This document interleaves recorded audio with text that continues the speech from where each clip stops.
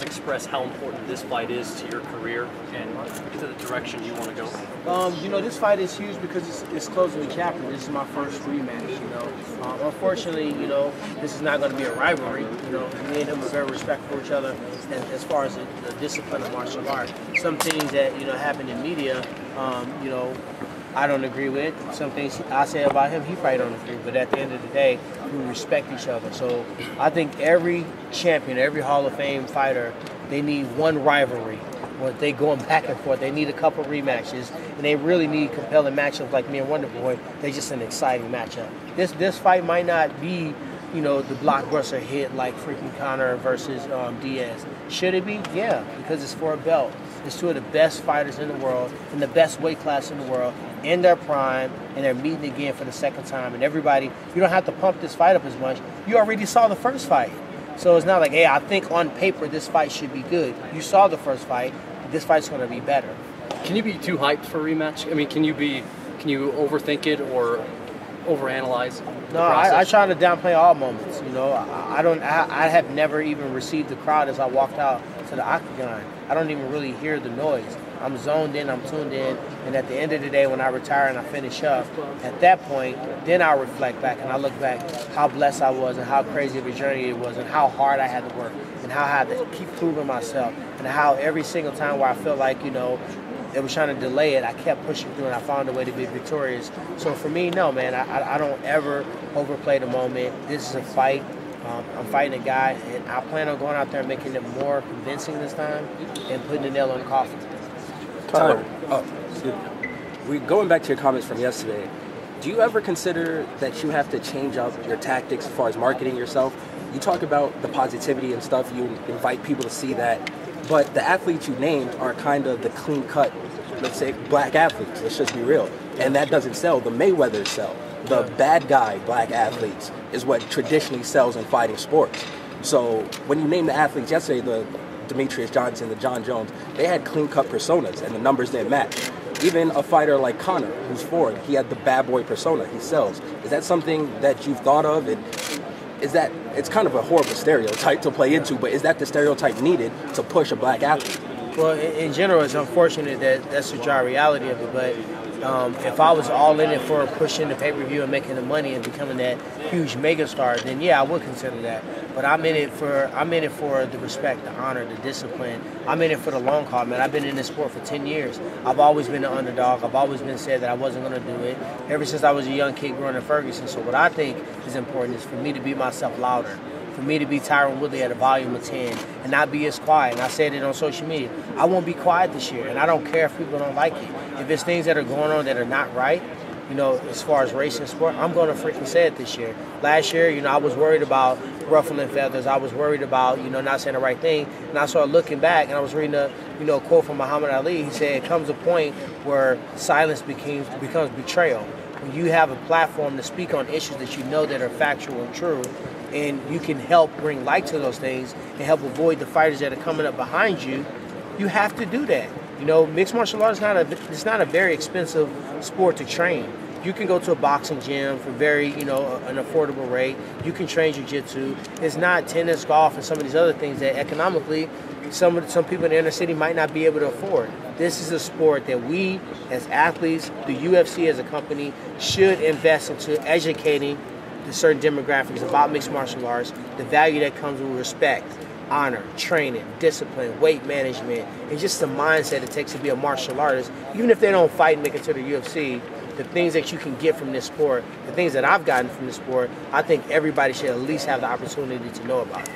Do you feel as though the stand that you're taking this year, it's being more just, I guess, in the forefront with your opinions and your thoughts on race, do you feel like it's going to open the door for other fighters? Because combat sports has a rich history, like you just quoted Muhammad Ali, and other minority fighters who always spoke up, and it seems like we've lost that. If I show you my direct messages right now of every fighter on the UFC roster that said, man, I feel this way, and man, I'm glad you said this, I've been struggling with this, boxers, celebrities, recording artists, everybody's hitting me up, you know, and say, man, I can't believe, you know, what you're saying is true. And I'm not saying it in a very ignorant or very, victimized standpoint. Someone messaged me today, and I had to completely go off on them, say, your interview you said yesterday, you should be using this platform to do this. And I said, how are you going to tell me how to use my platform? How are you going to tell me where I'm going? You don't know where I came from. I'm stating factual things that have happened to me and that happened to my peers that I've seen. And if I was such a victim, I wouldn't sit here with this gold belt on the side of me. I found a way to be positive. I found a way with limited resources to go out there and get the wrestling camps. I used to sell candy. I used to do gardens. I used to sell pizza. I used to cut grass. I used to shovel snow. I did 15, 20 jobs so I can go to a wrestling camp, to fill up my gas tank. I used to work on the weekends. I go to football practice. Immediately after practice, I would sprint to a job just to work 2 hours because I only had $12 in my account. So when someone hasn't been in that situation, hasn't grown up in a dysfunctional family of 14 in a 4-bedroom house, you don't have nothing to say to me. You can't tell me how to be a champion because you weren't there when I was in the grind. You weren't there when I was in the struggle. So therefore, when I go out here and I do my deal, I'm going to fight for the people that are in the struggle. I'm going to fight for the people that are in corporate America because I can play all hats. I am successful because I chose to be successful. And I'm trying to give that same inspiration to kids to see that, hey, you can be successful. You can, you can exceed your environment. You don't have to become that, And that's my goal this year. And some people are going to like it. Some people are going to hate it. But it's me. It's 100% me. It's not an act. There's no curtain that's going to come up and I'm going to be exposed. I'm going to be this way in Trader Joe's. I'm going to be this way in the media scrum. And this is just me. What are some of the issues that you would like to speak on? I didn't see the interview yesterday. Are you passionate about some of the police brutality, the athletes not getting paid? What are some of the issues that you're looking to speak on this year? I don't want to just jump into, stereotypical issues. I only want to talk about issues that I've actually faced myself. Okay. I feel like some athletes have to work a little bit harder than other athletes to get that platform. I just rattled off a list of names of people that are super high-profile fighters that you guys all would know. I can go to a barbershop right now and people won't know me. I went in to talk to a business manager about, taxes and things like that. He said, I've never seen you in a magazine, and that's a problem. I'm one of the most ripped up, shredded, natural athletes in our sport. Why come I don't have a big, supplement endorsement? Why you don't see me on Men's Fitness magazine? I'm a world champion in the hardest weight division in the world. I bet I one of the most vicious champions in our history, in Robbie Lawler, in record-breaking time, has the fastest KO in welterweight history. Why don't you know those facts? So what I do is I choose myself to grab my own guy, my own camera, put my own dime behind my own, mission, and I'm going to promote myself. And you will know me. You might not like it, but at a certain point, it's going to be undeniable that this guy's a husband. He's a father, he's an entrepreneur, he's a business owner, he's the first college graduate of his entire family, he's the first homeowner of his entire family, he gives back to the community, he works on fight, he's an actor, he's a stunt performer, and he will kick your butt when you lock the octagon door. That's going to be my brand.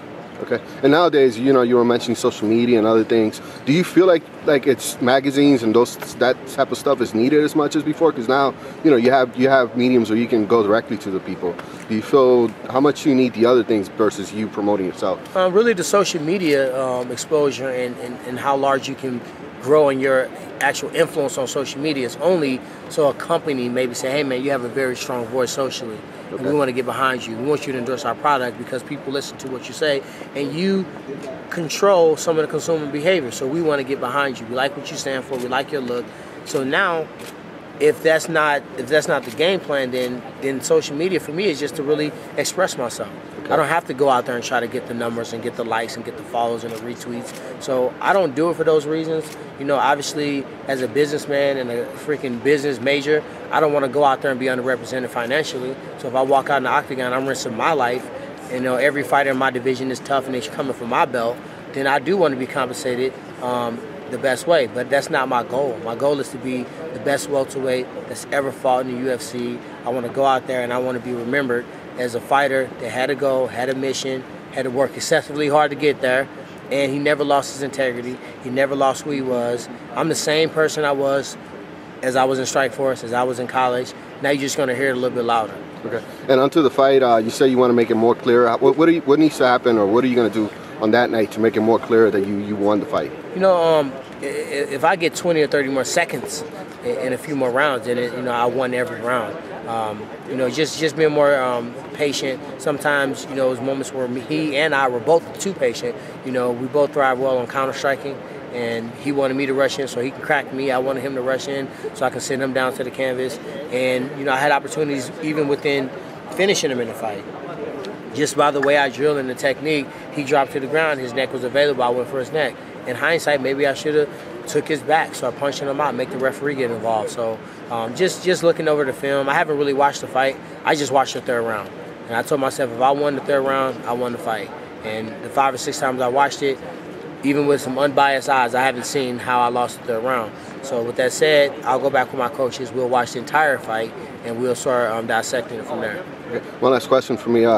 Nate Diaz is talking about doing boxing. Conor McGregor's been more on the press talking about boxing. What do you make of this thing with these UFC fighters talking more about boxing than they are about their UFC careers? I would love to box. You know, I always wanted to box as a kid, and when I was in Strikeforce, you know, Scott Coker allowed me to get an exemption to do a boxing match. My manager ended up telling me it wasn't a good idea, but I've always wanted to box. So I have nothing against these guys who want to explore different combat sports. So much of our sport is striking. So it's not like, hey, this MMA fighter want to go into the NFL next. It's really another combat sport, another combat sport. Now, for boxers coming into MMA, now it's 2 or 3 different disciplines that they would have to pick up. In boxing, they just have to really focus more on just that one category and not jiu-jitsu, wrestling as well. So to follow up, if you had the opportunity now, would you want to take a boxing fight just to see how you do? 100%. Who would you see yourself fighting if you had a choice? It wouldn't make sense for me to fight anybody that's not a huge name boxer. You know, you're going to take the risk anyway. So if I was going to box somebody, who's the guys around my way? Ward, Triple G. I don't know if I want to see him, but maybe Triple G, somebody like that. Okay, thank you.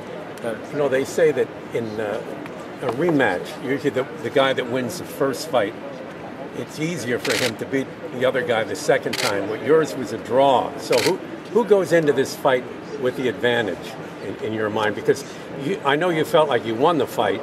Many people did. But you did too, right? Well, yeah, I did. But you're reading my mind. But still, Wonderboy has got to be bolstered by the fact that, you know, he's got, you know, he fought you even. This is the thing. He's not. And no matter what he says, he doesn't believe it was a draw. It is a great second chance for him. It's a great opportunity for him. But, you know, let there be no doubt, he lost that fight. He knows that. You know, the way you can look in his face when they raised my hand, he didn't like it, but he said, you know what, good fight. He won the fight. So this is a second chance for him, for Wonderboy to come out and show what he can do. But there was only one person surprised in the octagon tonight.